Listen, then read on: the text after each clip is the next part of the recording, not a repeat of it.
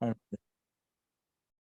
So Maria, listen, one of the ways that I most always like to start these is to talk about how it is that you came across A Course in Miracles and what that did for you and where you were before and where you are now. We start there?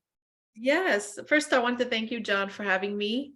And I'm really excited. There's something about being able to get together in community and get to talk about the course. There's just a powerful energy field. So anytime I get invited to something like this, I feel very honored and privileged. So thank you for having me. Sure.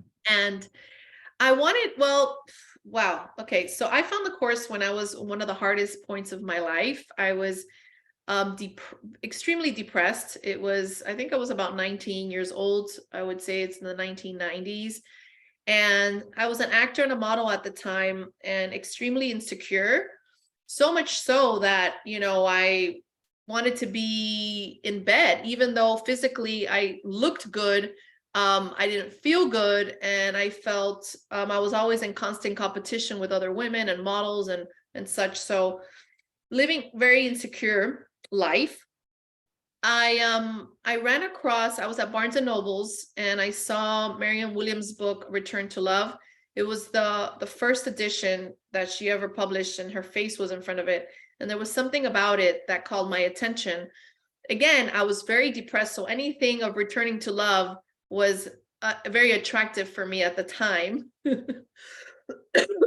Are you familiar with that book, John? The Return to Love Well, with of her face course. on it? Yeah. I think I might have it around here somewhere. Yeah, actually, I have it right here. And this is the original cover of it. I mean, it's old. Right. That's the old, So that's the I first got edition. it like in the 90s. So I got this guy. I read it. There was something interesting about it, and it made me feel good. And then I forgot about it after that. Normal. And a little bit, I started going to Unity of Miami. At the time, I was living in Miami, and I walked into Unity. That was another spirit guided thing that happened to me under the circumstances of depression that I was suffering. And I really like the fact that they didn't have crosses on the walls. I love how they include everyone. I love the whole philosophy of it. And I love the Reverend at the time. His name was Reverend James Trapp. And every time he would talk, I would just sob. And there was just some truth that I was hearing there. Then I went to the bookstore and I saw that they were having a Course in Miracles workshop because Unity, and I know you know this, John, they also host a lot of Course in Miracles workshops and also Course in Miracles teachers. And they're, even though it's not exactly the same teachings, Unity has always been very welcoming to Course in Miracles. So I walked into the workshop. There was this very nice, heavy set man. His name was Gil. I remember that. I sat down, and mind you, I'm in my 20s, and this guy has this big board, and he's talking about the course, and he's talking about forgiveness and how you forgive people for what they didn't do. You're not a victim of the world you see. And then I fall off my chair. I fall off my chair because I'm like, what is this?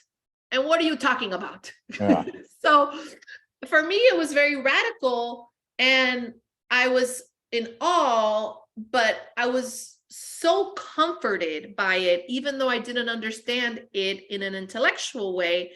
I felt it made me feel good. And I also remembered that I had read Marianne Williams' book 5 years before and her talking about the course and how it made me feel as well. It brought me some comfort.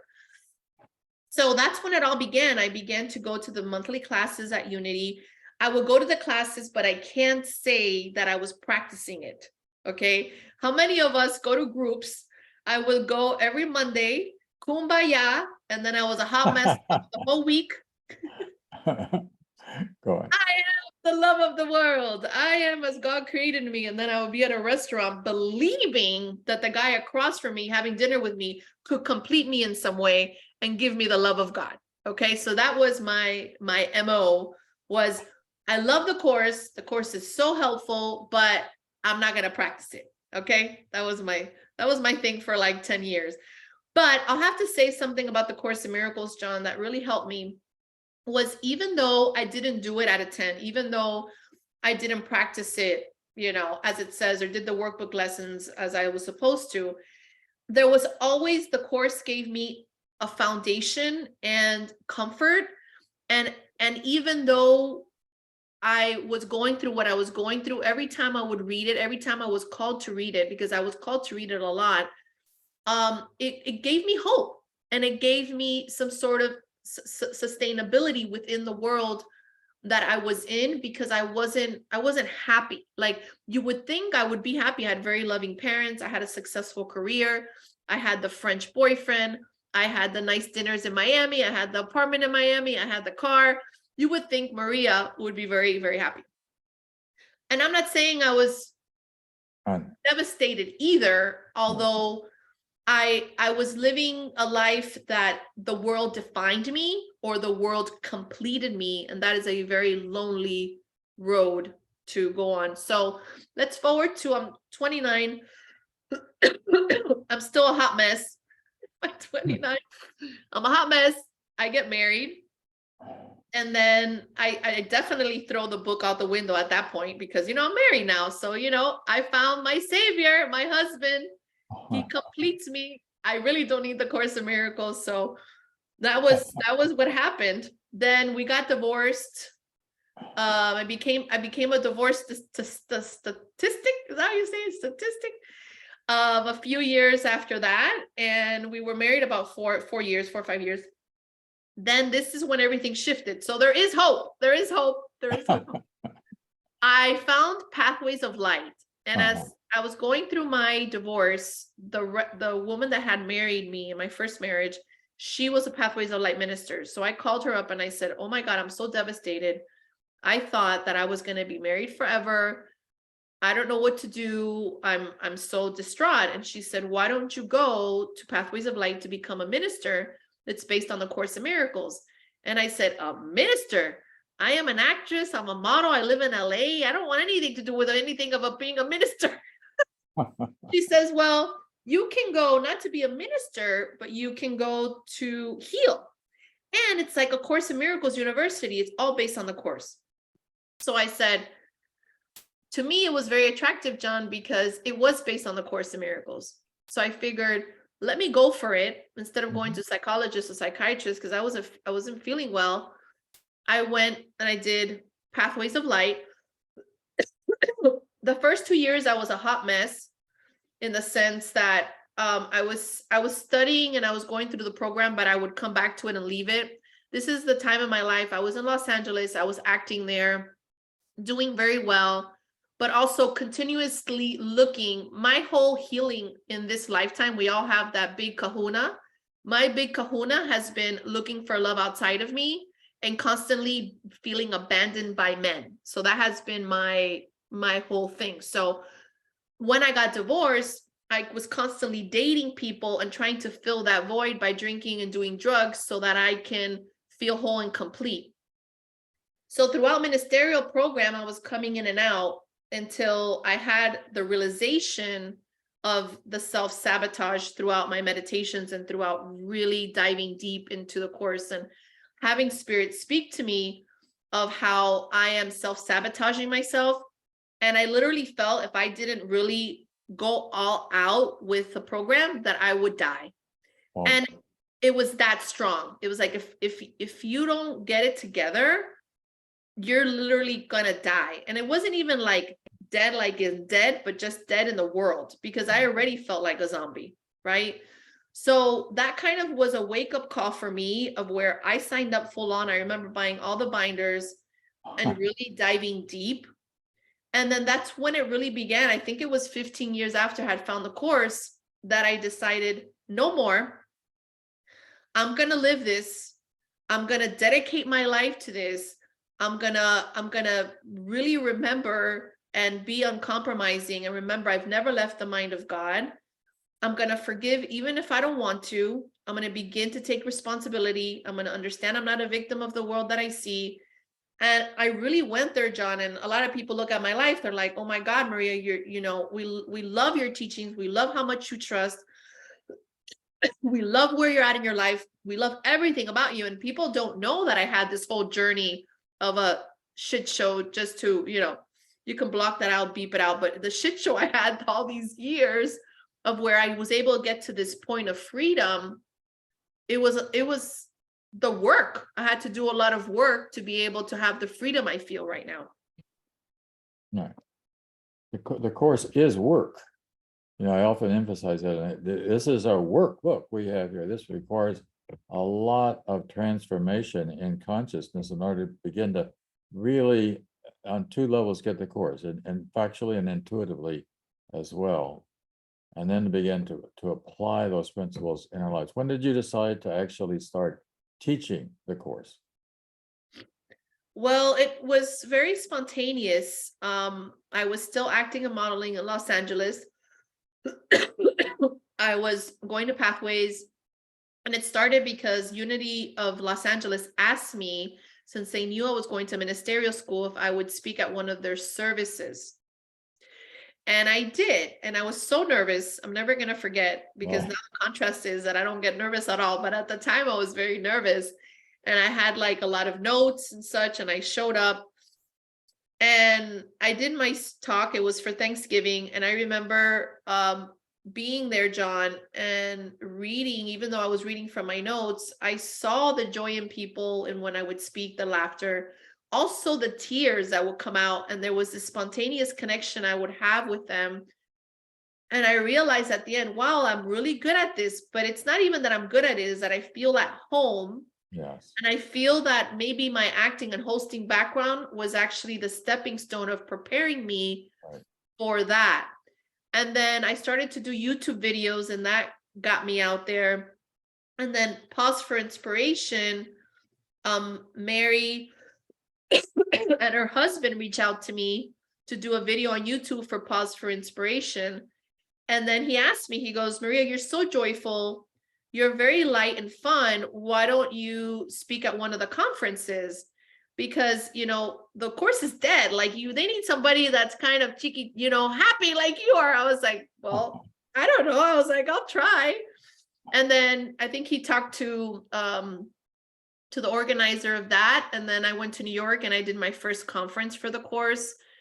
And then from there, then I just started to be asked by, either, Jennifer Hadley or any organization to have me speak at their events. And it was something very organic. But I'll tell you, John, when I was called to be a teacher of God, it wasn't something that I said, oh, I want to be a Course in Miracles teacher. That was never, probably was in the background unconscious, but I didn't know that. What I said to myself, if I'm going to no longer be an actor or model, which is something that kind of fizzled out. I never said I didn't want to do that either. It kind of just happened. It was, I'm going to do this, and this is going to be fun.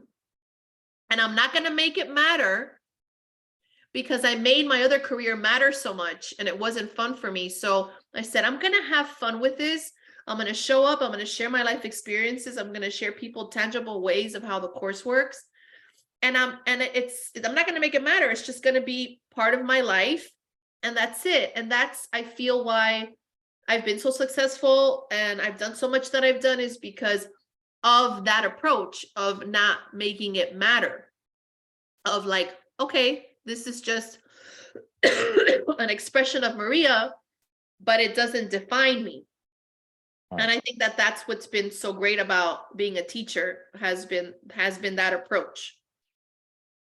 So you said you have a focus on the phraseology you use was tangible ways of making this come alive. How do you make it tangible? Can you get into that idea? What makes it work when you're doing one-on-ones, etc.?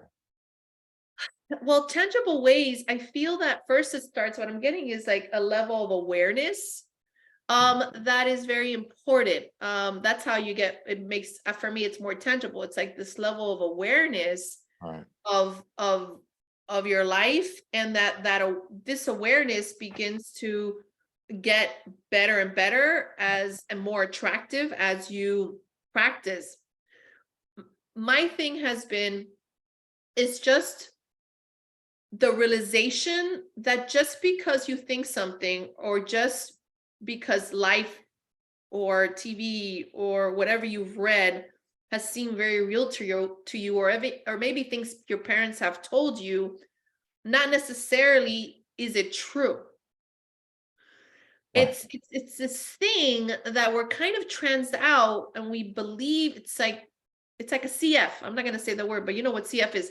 I actually wanted to put it in my first book, but Patrick didn't let me. He said, Maria, you know that's a bad word. I don't know if the publisher's gonna let you say that this is a CF world, but actually, in the beginning of Live Your Happy, in the introduction, I say that nothing in this world could make you happy. And I also even refer to the book. It's called Live Your Happy. And I say, even this book can't make you happy.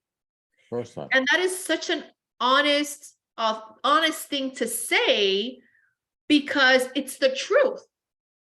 I can't give you, or my book, or even the Course in Miracles can't give you something you already have. So that's the awareness I'm talking about. And that's what I speak to in people in my sessions or in my classes, is I come from this space of, hey guys, let's wake up and have an understanding of who we are in truth, because we're tranced out that life is hard, that, that we're not good, that we are little, that our health is bad, that fear is normal, like the society of everything needs to be really hard. And when John and I are speaking to that this is work, it doesn't mean that it's work that you're going to be sweating, but it's work that consciously you're working at it in your relationships. But yes, that's going to be work. But the world teaches us more about sacrifice. So it's like this sacrifice, and that's normal. This awareness and this tangible teaching that I do is more of, let's have an understanding deeply of who we are. Like, and the truth is I've come to realize that easy is normal. I've come to realize that flow is normal, that grace is normal, that happiness is normal. I was asked in one of the podcasts, a lot of podcasts that I was part of when my book came out, is like, oh, Maria, are you saying that you can be happy 24/7, 7 days a week? That's what she asked me. And it blew my mind, John, when I said yes. Yeah. I said, yes, you can. 24 hours a day, 7 days a week. That's right. And then the words came out, because I had never even heard that myself say that. And when the words came out, and the words were, why not? Yeah, why not? Why can't we play opposite day? Why is fear normal? If you would say to someone, you could be depressed 24 hours a day, 7 days a week, people would say that's normal. So why can't we say the opposite? Why can't we be happy 24 hours a day, 7 days a week? And it doesn't mean that you're like, I am happy. That's not the happiness I'm talking about. Right. The whole thing I'm talking about is this awareness that you are your father's daughter or son, and there's absolutely nothing wrong with you except the stories you tell yourself, and that you're not a victim of the world that you see, and that peace is normal, happiness is normal, having perfect health is normal. People say, I don't have perfect health. My doctor tells me I don't have perfect health. Listen, that's fine. The doctor can say you don't have cells that are working in your body, but you can literally sit there and have an understanding of who you are and say, there's other cells in your body that are working perfectly well. And well, that's actually the truth. Yeah. Because there's this functioning of the body that's exactly perfect. Mm-hmm. So if we can begin to have this understanding of having this awareness that the lies and the war that we do to ourselves is fine.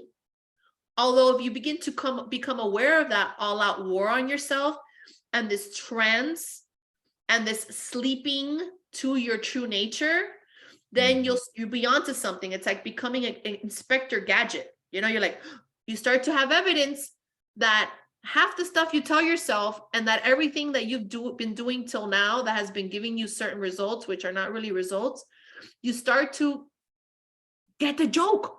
You're like, oh my God, I get the joke. It is a joke too. And then you start laughing, and then you're like, there we are. Right. So that's my story. I'm sticking to it. I'm gonna have water. Good. You reminded of that passage very near the end of the course, into eternity, where all was one, there kept a tiny mad idea. It was the Son of God remembered not to laugh. It's a joke to think that time could come to invent over eternity, right? Mm-hmm. Yeah. And you're also right about, I think a lot of the folks who are here are long-term students. What the course provides, and it does require sticking to it, it does require working on it, is a way of thinking, a way of being, what I call miracle mindedness. Yep, that's a good way to describe it. It's a way that you carry your mind throughout the day in every relationship. And you're going to find a lot of those relationships that might have been a little perturbing to you, a little difficult for you to accept. Like I like your emphasis of, well, I'm not a victim of the world I see. Well, if you just, there's so many parts of the course that if you just really got that idea, you're going a long way in understanding the whole thing, because it reflects throughout the whole system. So if I just get, I'm not a victim of the world. So if somebody says something that's against me or antagonizes me or something like that, the main thing is that we don't lose our peace of mind. The ego would lose its peace of mind. Egos go crazy. The course is really a lot about just trying to help us to be normal. Because that was a phrase that Ken Lawton used a lot. You say, just be normal. In other words, what the course is trying to help us to do in the first instance is just stop being crazy. Stop being insane. Stop making investments in things that you think are going to be rewarding for you. They're just something of the world, and it's not really all that rewarding. It's just something of the world. Right? That seems to be very much what you're saying, that you're kind of teaching that same sort of idea, right? Yeah, it's John, and yeah, what you said is right on, and exactly how I feel is that, it's like this letting go of being right, and it actually works wonders. And it's not easy, because a lot of the stuff that I've put into practice continuously it's very uncomfortable. You think it's easy for me not to believe that my husband's not my problem?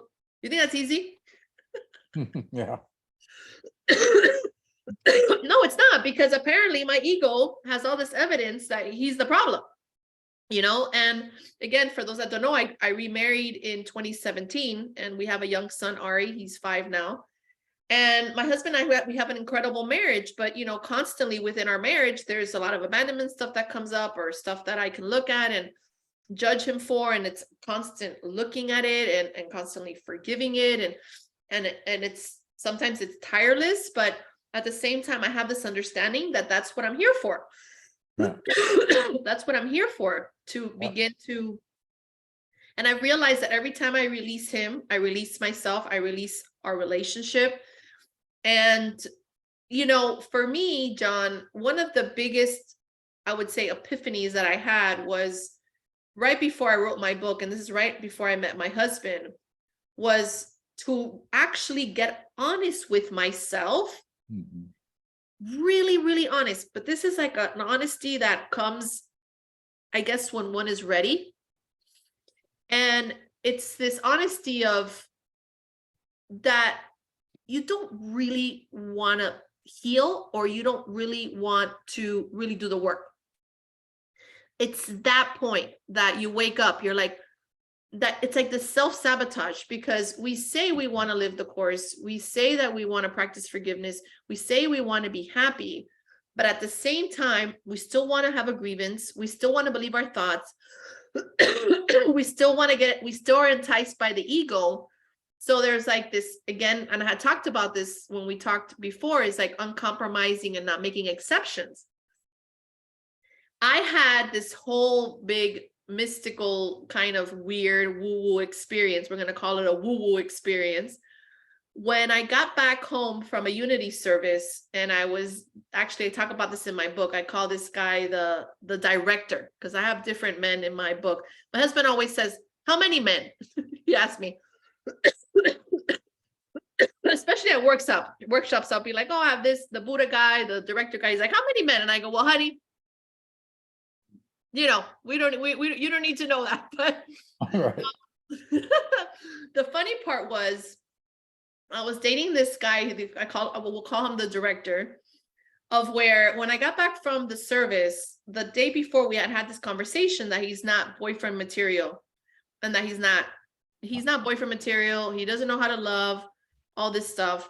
And that, very honest. And I was trying to think after I did this unity service, mind you, I'm already a reverend, a full-on reverend. And at times I'm still a hot mess, and people still know I'm a hot mess sometimes. But I call her Maria La Loca, by the way, when she comes out. So I get home from the service, John, I'm sitting on the couch, and I'm thinking about how I can have this guy that has told me the day before that he's not relationship material over for pasta and wine. So I'm trying to see how I'm going to write this text message so I could entice him over my home. And it hit me. It hit me of the sabotage. It hit me of how much I was desiring someone to love me, make someone love of me, show somebody how to love. And it was just this crying, sobbing I had on my couch that day, of where I had this epiphany of the abandonment issues I had, and how upset I was that I could not find someone in my life to share my ministry with and to share my life with. When I am crying and I'm having this moment, I start to hear a voice, and it wasn't like a voice like it sounded anything different than my voice. Right. But what I heard was, you need to forgive. And not only that, you need to forgive this man, you need to forgive all the men in your life, and you need to forgive your father. And I was really surprised about that one, just because my father transitioned when I was 3 months old and he committed suicide. So the first thing I channeled was, you need to forgive your father. When I then come down, and this is the process that I offer when you get the book, is the 7-step fearless process. What I channel is the 7-step process of where I need to every day forgive a relationship I had in my life, say what it meant to me, and also then what spirit says is the truth about it. That was the practice. So every day, John, I had to sit with a relationship, beginning with my father, from the very earliest man relationship I had all the way to my 30s, late 30s. I had to look at all these relationships. It was one of the hardest things I've ever done in my life. It was like a boot camp for healing, very uncomfortable. Every day going back to these relationships, reliving them, what I made them mean, the stories I made about them, including my father, and then having spirit give me the truth. What spirit told me about my father, one, what I was saying about my father, which I didn't know, is how disappointed I was in him, how disappointed he left my mother with a 3-month-old baby, which was myself and my brother that was 16. How can he leave? How selfish of him. Those were my thoughts. And then what spirit told me was something very different, and it's very radical. Spirit told me that my father never abandoned me, that my father actually, he was an abusive. He wasn't abusive, but he was an alcoholic. And my father actually left so that my soul could be free, so that I can actually be fruitful in my life. So yeah, it was actually an act of love that he left, which is a very radical message too. Right. Then the abandonment part was, your father could never abandon you because your father is God, and your father would never abandon you. Very good. I then wrote a letter to my father, which it's in Live Your Happy, and which I can read here. It's an incredible letter to my father. It's a short letter. All the men cry here. I don't know, John. I get so many emails from men. They're like, "Oh my God, when you wrote that letter to your father, I cried so much." I don't know because you know how men are taught to suppress their feelings. So when they read this letter, they just cry. And if you want, I can just read it here real quick. This is the letter I wrote to my dad. So this is what I'm talking about, the uncompromising nature, John, that you just do the work. Like, that wasn't easy to look at that relationship with my father, right? If you want to talk a second while I look for the letter real quick.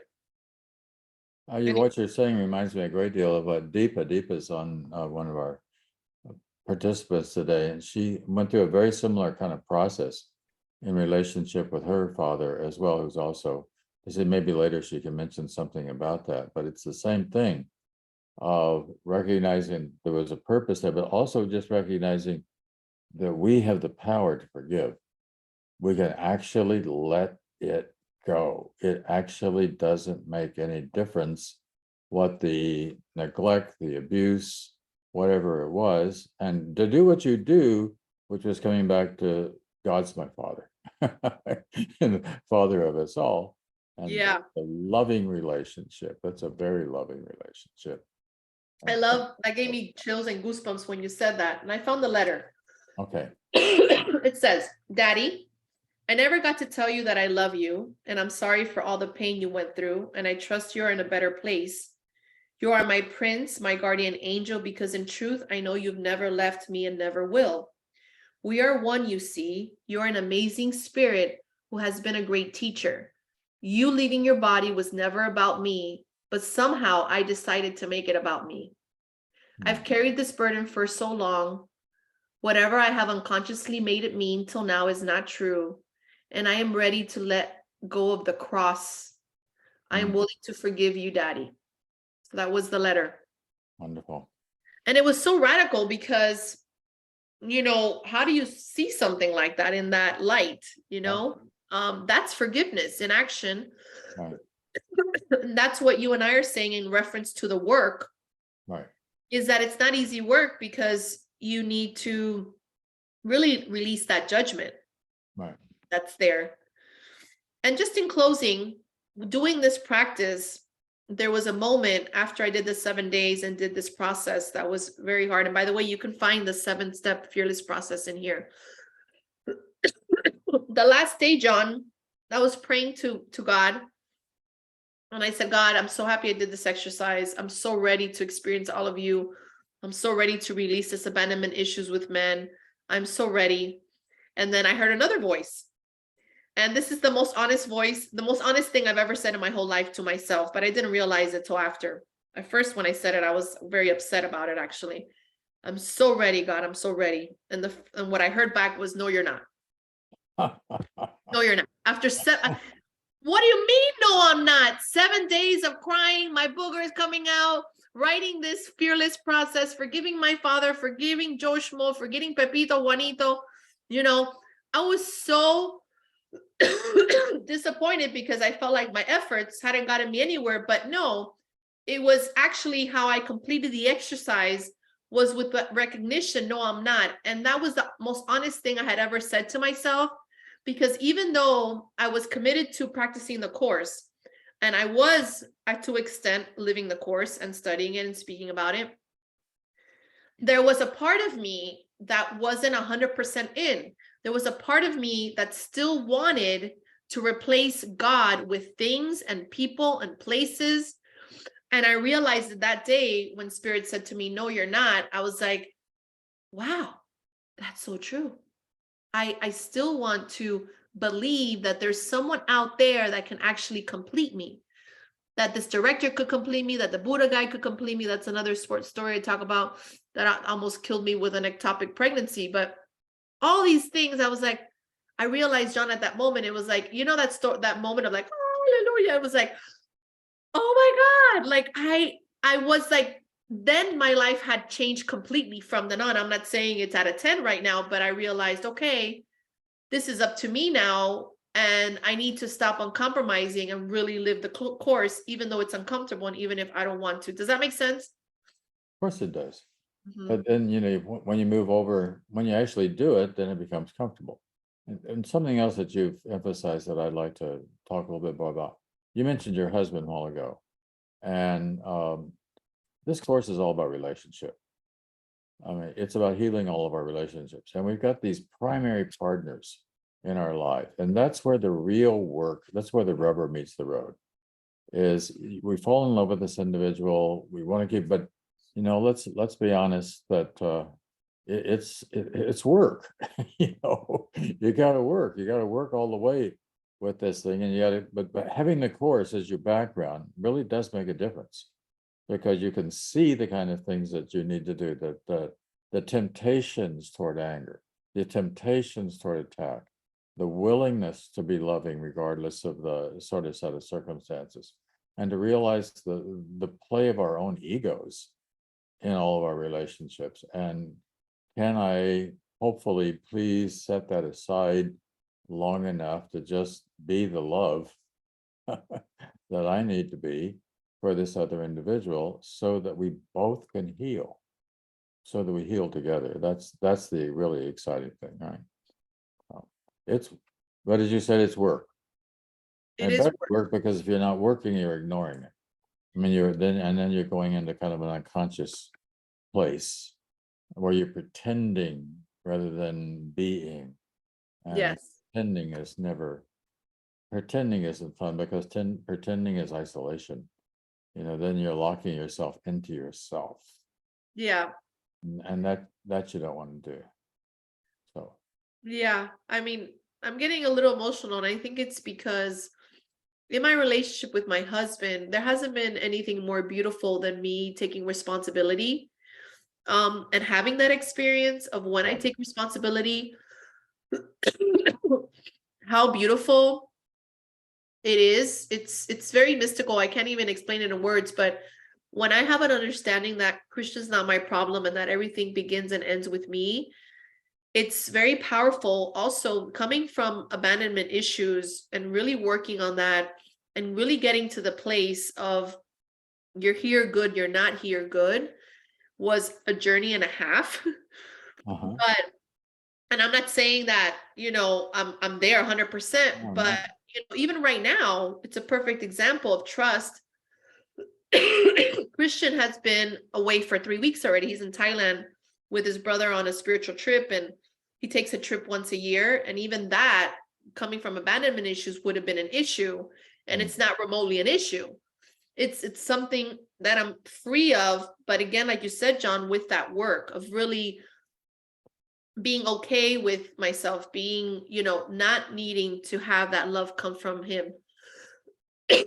It's been beautiful. It's been so wonderful to not have this dog feeling like I've had with men all my life, and kind of be so free in the relationship.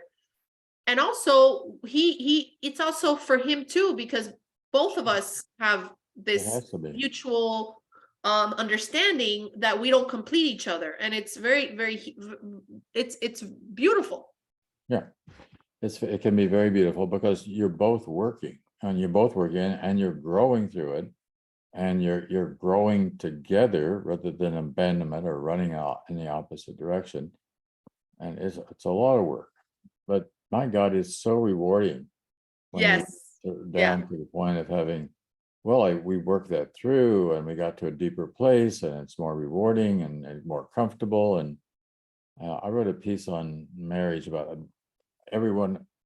A lot of paragraphs, they all start with C, and my point is that if the first C is there, the last C will be there. Well, I mean by that very simply is, if the commitment is there, then the last C, I won't go through the C's in between, but the contentment will be there as well. Yep.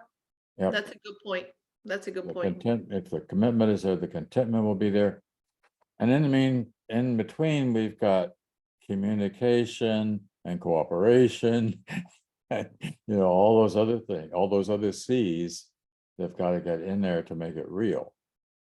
But that's also very, very exciting. So Yes. yeah, Yeah. that's what we're here for. We're Yeah. we're here to do this work. We're here to wake up. We're here to do the work. Yeah. We're The here to do course the is a work. real waker upper. Yeah. Yeah. When I met Christian, I met him in 2017 at a Course in Miracles retreat in Marina del Rey in California. Amy Torres was one of the speakers, myself and Corinne Zubko, and Craig Villarubio and David Hoffmeister. All of us were the speakers. Christian was there as a what do you call it, volunteer. We hit it off there. And it's crazy because we met February 2017. We had a connection. We got married May 2017. Okay. So February, March, April, Wow. May, a few months after. A lot of people don't know this. And then we got pregnant in June 2017. So everything all was a 17? fast vortex. And we're going on 6 years married. Wonderful. And now you got Ari there to join you. We have Ari to join us on the whole. He was waiting, man. He came quickly, like, Is that right? we're together. Here I am, folks. Yeah. Like, Yeah. man, that's wonderful. Well, one of the things that we want to do is that as we progress on, we've been going at this for about 45, 50 minutes, just the two of us. Wow. Begin to, I know it goes quick. Begin to think about, Bud, are there any things that you'd like to bring up from the chat that seems to be something we should look at? We don't have any questions, but we have a number of quotes from the course and comments that are very supportive and appreciative. All righty. Well, if there is, I see Tucker's got his hand, so we'll let Tucker come on, and then anybody else that would like to make observations or ask questions? I would just ask Tucker to make sure that he creates a question. Yes, yeah, make it a question or an Yeah, I will. But first I want to say that the lesson 85 for today that John sent me is very in line with what wonderful discussion that you did, Maria. And it's that my grievances hide the light of the world in me, and my salvation comes from me. So one of the things that I've learned because John, and you mentioned Zupko and Aaron Abke and all these other people that have been Course in Miracles teachers that have enlightened me, because I'm one of these horrible people that don't get the message and then lose it and then gain it back. Like you said, you had a lot. And one of the things that I'm having to do with now is gratitude, talking about, the fact that my daughter, who I adopted, doesn't speak to me, and and a lot of these unreal world circumstances that John, I've talked to a lot about. But what I want to ask you is, first of all, Maria, where are you? Where are you located? I lived in LA for 15 years, but 3 years ago now, in 2020, we moved to Naples, Florida. So I'm in Naples, Florida. We just bought a beautiful home here in Naples, and we just closed on the house January 6th. So we're really excited about this new beginning in our new home in a beautiful community. So it looks like we're going to build roots here because we bought a house. So obviously, we're going to be here for a while. Yeah, one of my people that I do a Course in Miracles thing lives in Naples right now, Meryl Greenfield, and so I'll try to get her in contact with you, because there's a wonderful community of people down there, despite the horrible governor and all this stuff. No judgments there, right, Tucker? And all this stuff going on with the hurricanes and floods and all that. But Naples seems to be.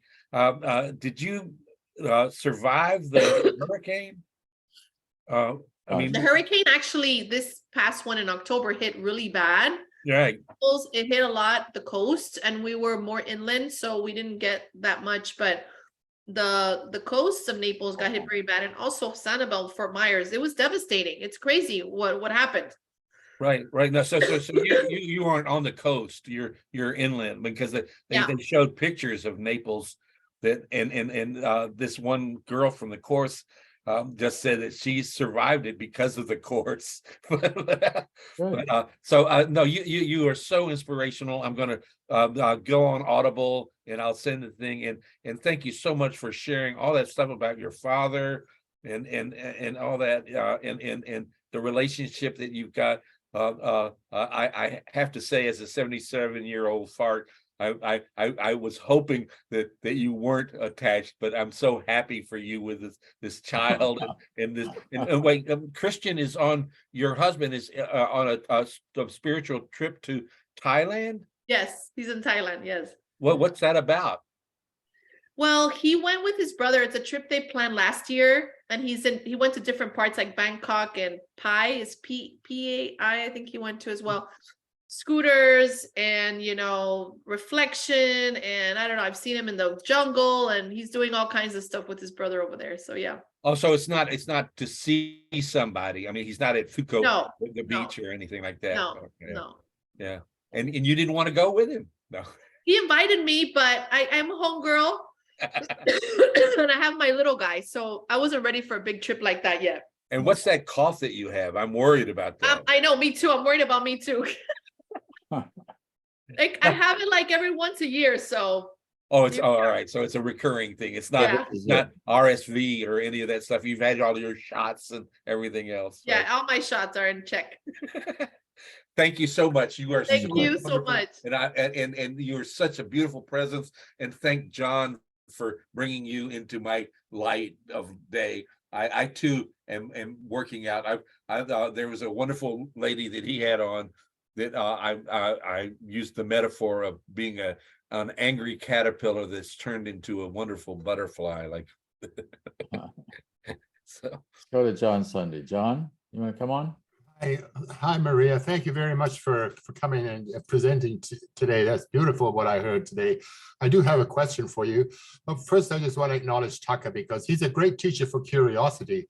And he never stops with his questions. He's got so much. And, that's one of the things that I would like to develop in my life. It's more curiosity. And I think he is, sometimes, oh my God, it's going on and on, but it's not. He's just really curious.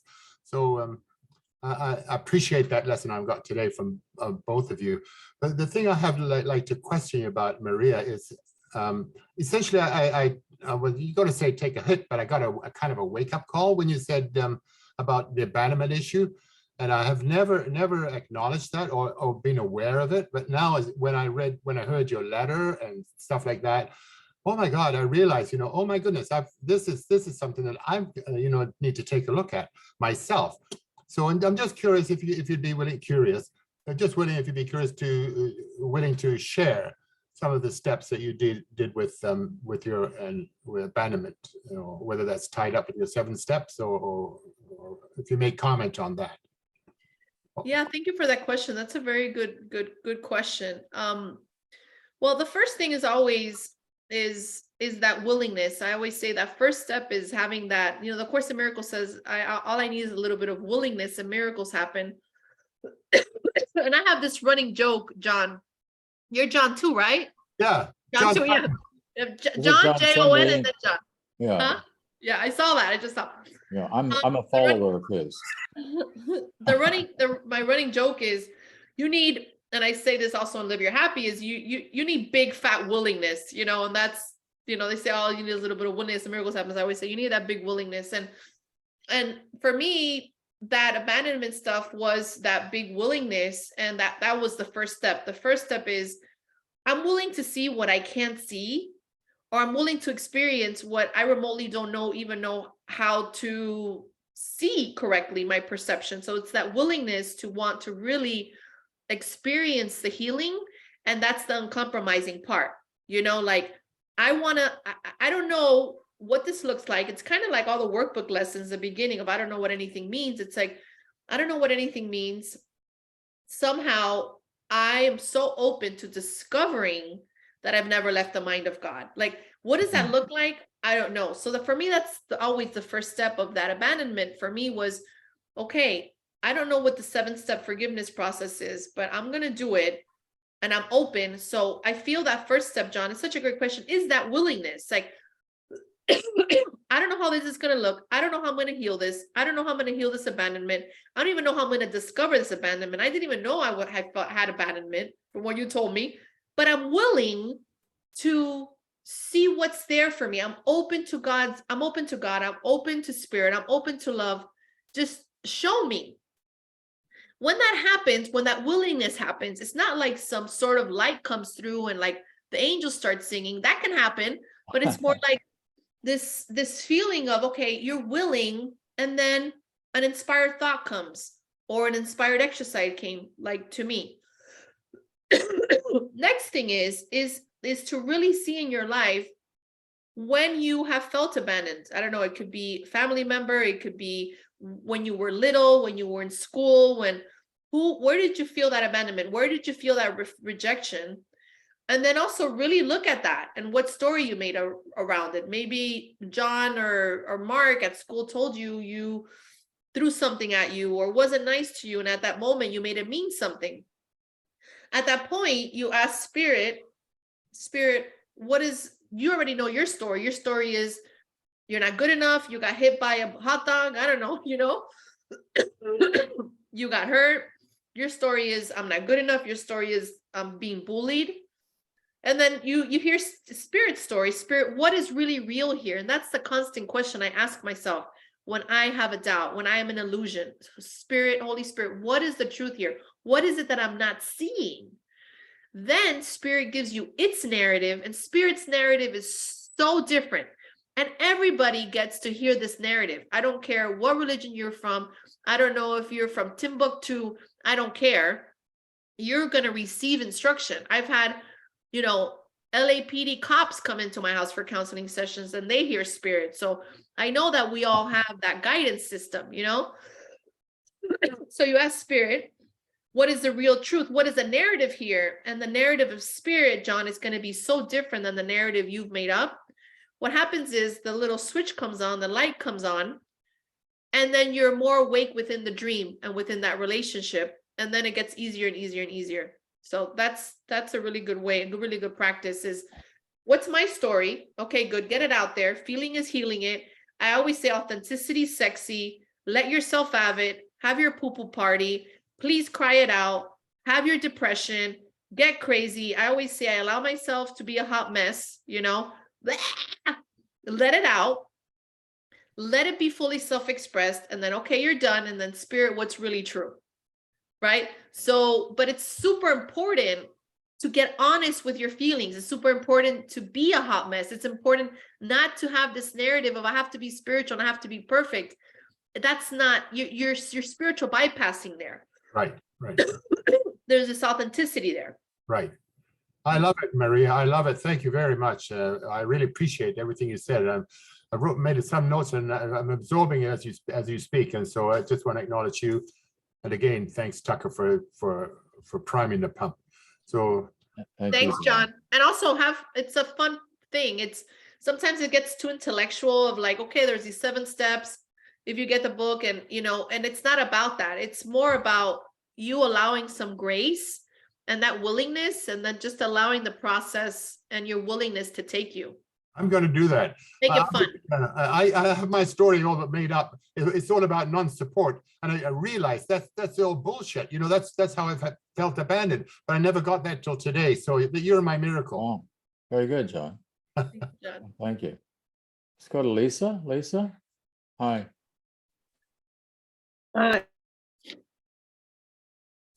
You're muted, Lisa. Good Hey. morning, everybody. It's still morning here, excuse me. Really nice to hear what you had to say. You almost told my story in a lot of ways because I kind of went in and out of the course myself. But what always stuck with me from the first 50 lessons was, I do not understand what this means. I've given it all the meaning it has for me. I mean, truly, of course, is the only thing that really makes sense to me. And those things stuck with me in my periods out of the course. And I was able to remind myself that I wasn't really seeing what's going on. You know what I mean? And so I'm back. I've been back for a little while now, a couple of years. But I still have to remind myself the abandonment issue thing is big for me too. And I definitely took notes on your process there. My trouble that I'm having trouble forgiving people at the moment. There's some things that have been happening lately that make me swear I'm never going to let these people have power over me again. But I'm giving them the power, and I know that. And what is your process for forgiving people? I mean, and maybe forgiving people, or maybe forgiving what I think they're doing. Lisa. Hi, Lisa. Thanks for your sharing. Are you ready? I'm ready. Okay, good. You really give me That's a the good first one. thing. That's the first thing. The first thing, Okay. are you ready? Yes. In a lot of ways. So, for the thing that's coming up is, forgiveness for me was so difficult, even to understand for so many years. It was something so upside down for me that I don't think I got it till after 15 years. Of course, not that has to be like that for everybody, but forgiveness for me equals non-judgment, period. Like anytime I withdraw judgment from something, I am being forgiving, because that's what the course is teaching. It's the release of the judgment, the release of what you think they're doing to you, because what is hurting you is the perception that you're having about the narrative. So when you're judging the narrative or judging them for what they're doing, and the story that you're saying about him, her, or whatever is what's hurting you. What I've come to realize, even working with individuals, is that it's not the person or the situation that's really hurting them. It's what you're thinking and believing about them. It's incredible. That's like the cause of it. So when you're able to get to that point, that is everything. And listening to your inner wisdom is important too. So I'll do a little process with you, an experiential process of where I walk you through some questions. And guess what? You get to give yourself your own answer, because I don't know what the heck you're supposed to do. What do I know, right? Well, you know. That's a good question. That's the good thing. So let's say it could be, I am upset at so-and-so, right? Because blah, blah, blah. So whatever that is, you tell me, you tell us, and then we're going to go through a process of seeing what spirit says. And you're going to channel in the moment, in real time, right now. So that's why I asked you, are you ready? And is everybody else ready to see this? All right, John, you ready to see this? All right. So what is the narrative? Like, what's just one line of I'm upset, or spirit, I'm hurt, or what is it? I feel betrayed by somebody I trusted. I feel betrayed by somebody I trusted. Fantastic. Okay, that's a good one. Ready? So let's close our eyes. You close your eyes, actually. You close your eyes. Let's take a deep breath. And all I need you to simply say is, I'm willing. I am willing. I'm open and I'm willing. I'm open and I'm willing. Perfect. Now have a breath. So I'm going to ask you, what are you? And you're going to say love. So what are you? Love. I'm going to ask you, where are you? And you're going to say, in the mind of love. In the mind of love. Beautiful. I'm going to ask you, what are you making real? And you express to me the statement from earlier. I am making real betrayal. You're making real betrayal, and that this person betrayed you, right? Mm-hmm. Okay, let's take that in. And now I want you to give this gift to yourself, because you're so worthy of it. Is this question, which is, Spirit, what is really real here in this situation? And let me know what you receive. Spirit, what is really real here in this situation?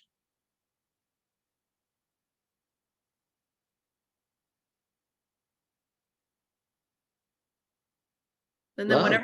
whatever comes, you just talk it. Love, beautiful. Love. What else? Yeah. Yeah, this person I feel betrayed me. We were wonderful friends. Close your Love eyes. is at the, Close your eyes. love Take a is at the bottom of it. Spirit, what's really real here? You got love, and you got a little emotional there. What else?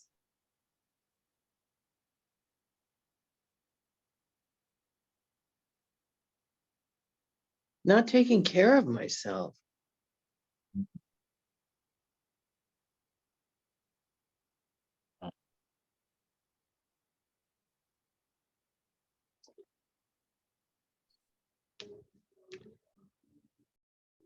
Repeating the same patterns with people.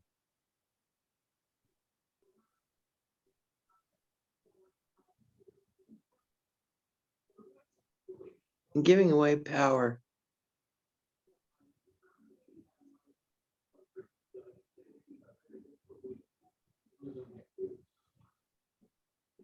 Beautiful, Lisa. Take a breath.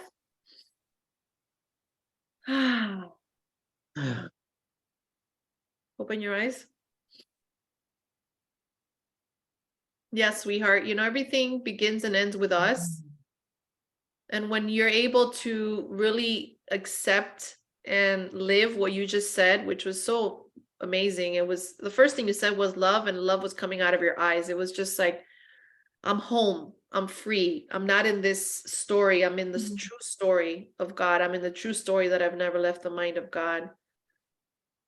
It has nothing to do about this person. It's never about that person, right? It's not even cliche to say that. It's actually literally the truth. Yes. So I'm really excited about you, because just with this little exercise, bing, this little magic happens. Mm-hmm. Sure did. Yeah. So that's a process you can do yourself at home of, where am I in the mind of love? And then what am I love? I am love. And then what am I making real? ... And then what is the truth? What does spirit say is real? I can't take credit for that exercise because I learned it through ministerial program at Pathways, and it's been very helpful for me. Good. Yeah. Thank you. Thank you, you. sweetheart. Wes, I recognize your hand, but let me go to, Paul had his hand up first, so. I go to wish you. Paul, then we'll come back Sure. to, Wes. Thanks, Lisa. Maria, thank you very much. Been great. But I was thinking when you were saying that you were looking for somebody to complete yourself. And I think the really biggest turning point in the course for me especially was when you realize I don't need anybody to complete myself. And once I got to that point, I realized it was so much more easy for people to love me.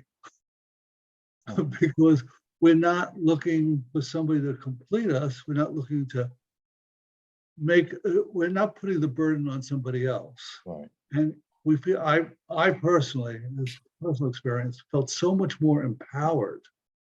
And the people around me felt so much more loved. Mhm. Yeah. So thank you for reminding me of that. Yeah. Yeah. You know, it's a good point that you just said that about the complete thing, because when you get to that point that nothing completes you outside, automatically there's so much freedom, but also things outside defining me. Because I talked about how my career defined me as a model, my looks defined me. So when I declared myself and when I was asked to be a teacher of God, or when I felt inspired to be a teacher of God, I realized I started to get to the point when I started to undo the ego, and this unraveling that happened was something so beautiful, Paul, which is this book doesn't define me, right? Being a Course in Miracles doesn't define me. Being a mother doesn't define me. Being married doesn't define me. I mean, my looks don't define me. God defines me. But really living that has been incredible for me. It's like being an author, being a speaker, being a teacher. It's like, that doesn't define me. What defines me is God. And that's the difference of the before and after novella of Maria Felipe, you know?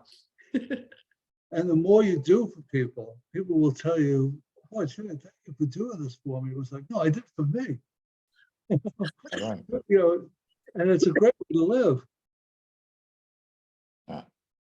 Maria, I think that those processes, those steps that you're just talking about, this also often happens when people are dying, literally. By that, I mean, dying, letting go of body, space, time, work, occupation, name, titles, history, story, all of that, in order to remember who we really are in truth. So let's go to Wes. Hi, Wes. Hi, yeah, it sounds like, Maria, you have what I call someday my prince will come syndrome. And I think that's common among women. Men want to have all the women they can get. That's sort of it's a different problem. They're both ego related. My first wife had that. And you can figure out how that worked out when I said first wife. The one I'm married to now didn't. But she'd already been married first, and her marriage wasn't too good for the first time. So she had much lower expectations, but elevated expectations just could really cause a big problem, as you sounded like you experienced. So how would you counsel a woman who seems to be caught up in that. If I just find the right guy, everything will be terrific. That's a great question. Oh my God. Story of my life, right? Story of my life. Well, I feel that being testimony to that narrative and being testimony to that experience for so long, it really lights me up to give any woman advice on that, just because of how much I suffered with it. But what has helped me is to have a deep understanding that my happiness couldn't come from any man or anything, you know, and really being willing to live that to a deep capacity, having that big willingness. But to take it even further, that insecurity for me, with how I was able to finally, I think, probably cut the wound, was that realization. And I know it probably sounds kind of crazy, is that realization that I've really never left the mind of God, and that ultimately the only relationship I have is with myself, and the delusion that anybody else outside can make me happy. But that was like a process, and it took time, you know? Okay. Yeah, I have one thing I'll say, Tucker, you and Ron DeSantis are one, whether you like it or not. And that's all I've got to say. All right. Hey, John, I just wanted to let you know that I do have to leave at 1:30 because I have to take my son to a birthday party. So just so you know. Okay, we will, do have, we will end sharply at 1:30 then. We Okay. do have 2 questions in chat, by the way. Oh, okay. Lynn is on with her hand up, and then we'll go to the chat, and then we'll probably be close to ending at that time. Go ahead, Lynn. Namaste, mighty companions. It's so wonderful to be here. Thank you so much, Maria. Thank you, John, as always. I relate to you so much. And I get the cough once a year too. It drives me out of my mind. I think it's post-nasal drip, but anyway. You know, it's so funny. The person, I don't get resentments. Like, I feel like I don't have any resentments towards anybody except myself. Like, and I'm trying to use that as, you know, more energy for my capital S self. You know, because it comes in and says, oh, you think you're doing this, you think you're doing that, you're not doing anything, you know, and who do you think you are? And I've never been happier in my life. Thank you, God. But yeah. I was, what did you say? There was some hot moments. Hot mess. I allow myself to be a hot mess. Yes, I lived as a hot mess. That was my life. And, you know, with the work and with the grace, you know, I'm here now. And I'm always vigilant about not believing what the ego is saying. And I write poetry about it. And it's like echoes of what it isn't real, but you know, sometimes I guess I got more work and more grace to let to allow. That's what I have to do. Sometimes it scares me, like you know, but I'm trying to use it as a tap on the shoulder saying, no, go to capital S. Yeah. You know, Lynn, I love that you brought up, because we have been talking about relationships, but, you know, I feel that for me, my relationship with what appears to be myself is something that is an everyday, like John was saying with your person, it's also everyday, like healing with yourself because of the thoughts that we have consistently. And what really, really helps me, because the chatter can be so compulsive. Actually, like you're being thought. I actually call them the caca thoughts that make you go cuckoo for Cocoa Puffs. Cereal, right? Constantly, like just this narrative, and also that inner war that I was talking about, like these very inflictive thoughts that you don't even know where they come from. You're like, well, what is happening here? Like, I'm technically a positive thinker. I study the Course in Miracles. What the heck are these crazy delusional thoughts? And I love that you brought this up, because for me, that has been so essential, is to really, again, having that awareness and being very present to what my mind is saying. And oh my goodness, I have to say, Lynn, 99.9% of the time that my thoughts are make the ones that are hurting me, those thoughts, 99.99% of the time, they aren't remotely true. And the narrative that it's giving me about the sabotage of the future isn't also true. So now there's this funny thing that happens, that I think a thought, and it could be the most horrible thought ever, and I laugh at it, or it doesn't get me, because I know that trick. I know that thought. I know that narrative. And also it's being really present. So it's like, if I'm washing the dishes, it's like this exercise of really washing the dishes, actually congratulating myself for how great I wash the dishes, how great I move my hand, how great I open the refrigerator, and also the welcoming, like really welcoming for my husband to really be a pain in the butt again, really welcoming for my son to continuously be asking me for the Pikachu for the 100th time after I already bought him Sonic and Mario. It's like this constant welcoming and also presence that is super important with the relationship with our true self, with a capital S. So just want to throw it out there. It's super, super helpful. It is very helpful. Thank you. Thank you.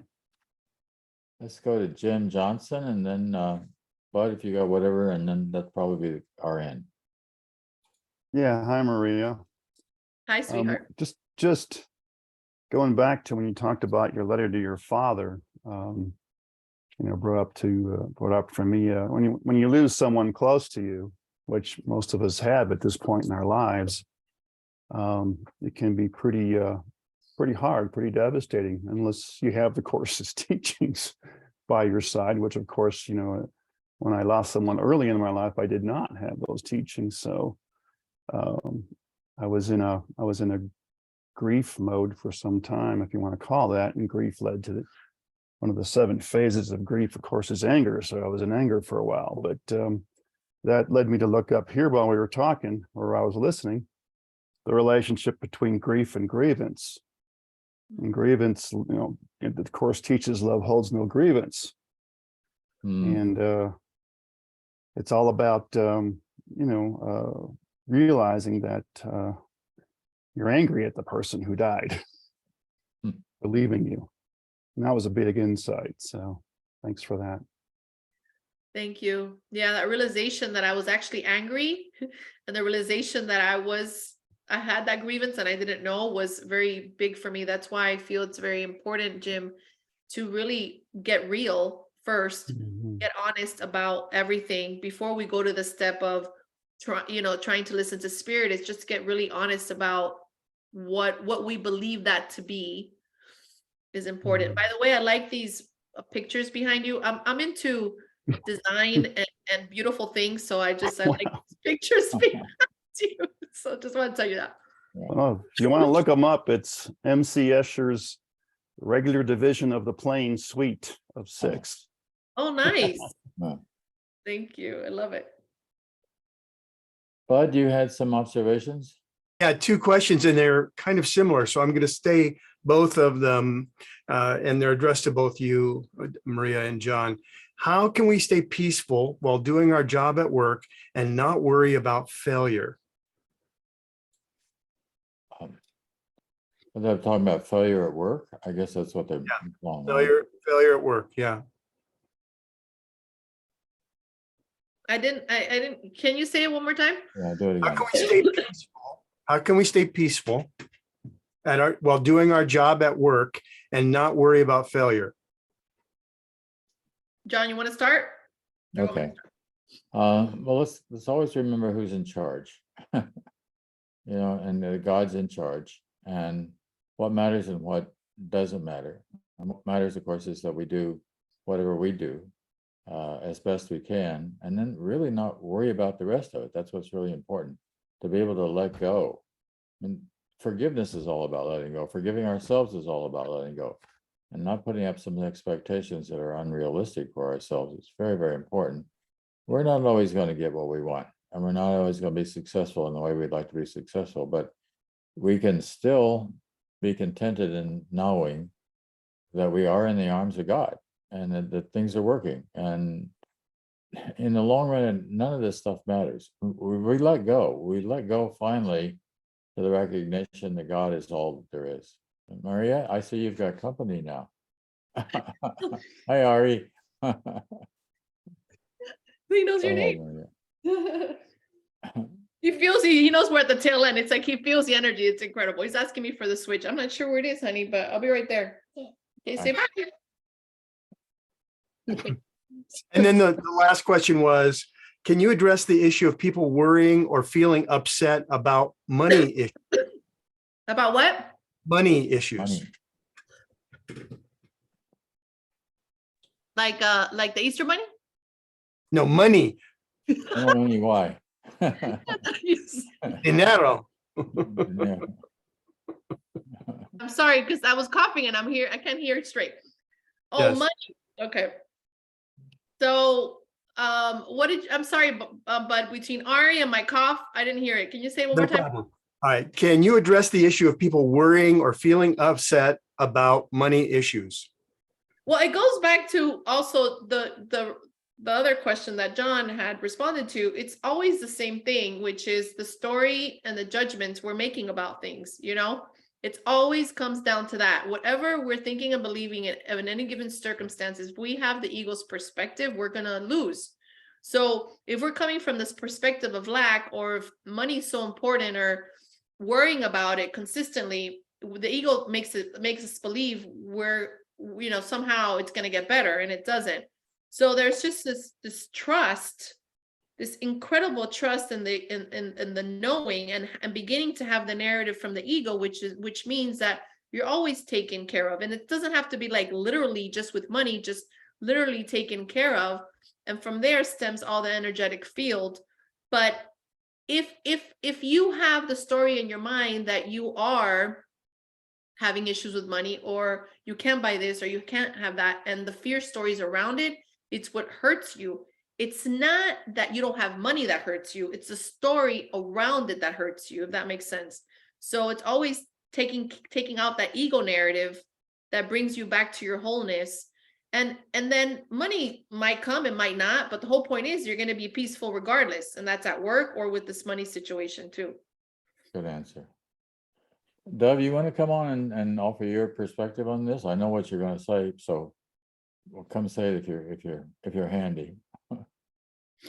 Are we talking about perspective on trust? Yeah.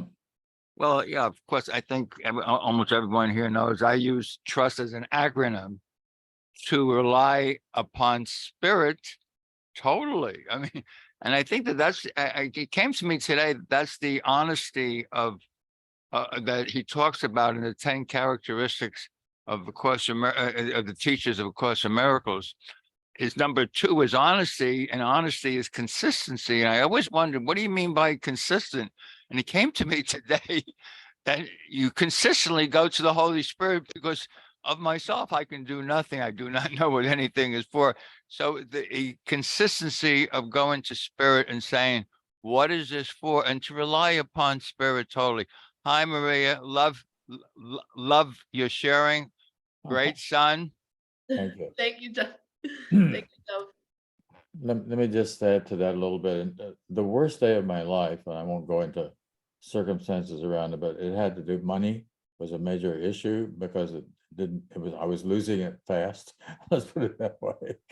And I put my head down on my desk and I said, help, like, help me, God. And I heard, haven't you always been taken care of? Set up, well, yeah, I had a roof over my head. I was eating, all of that stuff was there. And something just brought me out of that. I mean, it's interesting Course in Miracles. I think that you're all going to find that, like Maria and myself and Dov and others, you get these answers, and they're very often, it's something very comforting, very gentle, very reassuring. God is in charge. Things will get taken care of. Even dying is okay because you get to go home. Why be afraid of that one? We're at the end of our time, and Maria's got to leave at Yeah, my son is dying because he's going to Chuck E. Cheese to a friend's Okay. birthday. So he's like, Well, thank you so much, Maria. You can go if you want to. We will share the Lord's Prayer together from the course. no, I can do the Yeah. Lord's Prayer. Ari, come. Oh, okay. Do the Lord's Prayer, come. Let me get it on screen. Oops, not what I want. Let's actually, we have Lynn, you want to do this for us, dear? Lynn, The Lord's Prayer from A Course in Miracles. Forgive us our illusions, Father, and help us to accept our true relationship with you, in which there are no illusions and where none can ever enter. Our holiness is yours. What can there be in us that needs forgiveness when yours is perfect? The sleep of forgetfulness is only the unwillingness to remember your forgiveness and your love. Let us not wander into temptation, for the temptation of the Son of God is not your will. And let us receive only what you have given and accept but this into the minds which you created and which you love.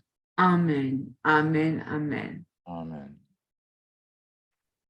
Thank you all for being here today, and I want to Mwah. do that in 2 weeks from today is Easter, and we're going to have an Easter service with the staff from the 1-9 Foundation plus our guest speaker. And so hope to see you all then. And thank you, Maria, so Thank you much. so much, John. Well, thank you so much for It's- sharing your energy and your vitality and your. It's an honor and a Super. privilege. And also everyone, keep in touch, everyone. I know that. Thank you so much. Also to you, Bud, for all your help and for. Bye-bye. And Maria, take some Cough medicine, more cough or medicine. some allergic stuff, contact or something. Emergency. And thank Bye, you so guys. much. It's so inspirational. It was really great. Thank you, guys. Good effect. Thank you. You. Bye-bye. Big hugs, Bye-bye. big hugs. Let's go to gallery view and so I guess, so thanks for being with us, folks. And Brooke, Doug and Carol, wonderful seeing you as always. Jim, Karen, Lisa, Richard, how's St. Louis? All right, Karen. All right. All right.